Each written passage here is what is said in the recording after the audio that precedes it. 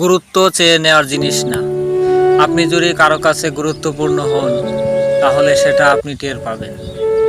একটা জিনিস খুব ভালো করে মনে রাখবেন, অযত্নে গাছের পাতাও ঝরে যায়, সাথে মরে যায় অবহেলিত গাছটাও। মানুষের কাছে আপনি গুরুত্বপূর্ণ হওয়ার চেয়ে নিজেকে ভ্যালুয়েবল করে ফেলুন। নিজেকে ভ্যালুয়েবল বানানোটা বেশি জরুরি। আপনি সারাদিন চেয়েও কারো কাছে গুরুত্ব নিতে পারবেন না যতক্ষণ না আপনি নিজেই মূল্যবান হয়ে যাবেন। মানুষ সেই জিনিসটাকেই বেশি গুরুত্ব দেয় যেই জিনিসটা মূল্যবান।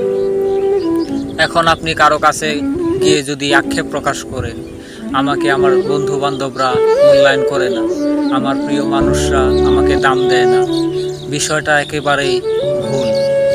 আপনি যখন মূল্যবান হয়ে উঠবেন তখন মানুষ আপনাকে গুরুত্ব দেওয়া শুরু করবে। স্পেসিফিক ক্ষেত্রে কিছু মানুষ হয়তো স্বার্থের জন্য আসবে, কিন্তু বেশিরভাগ ক্ষেত্রেই আপনি যখন ভ্যালুয়েবল হয়ে উঠবেন তখন মানুষ আপনাকে গুরুত্ব দিতে বাধ্য হয়ে যাবে।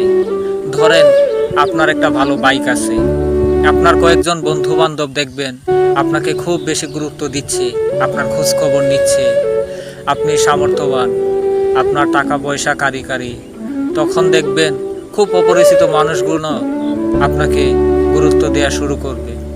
গুরুত্বের জায়গাটাই এটা। আপনি যত বেশি ভ্যালুয়েবল, আপনি যত বেশি টাকা পয়সার মালিক কিংবা তার জন্য প্রয়োজনীয় জিনিসপত্র যেগুলো আপনার আছে, আপনাকে মানুষ ঠিক ততটাই গুরুত্ব দিয়ে দিবে।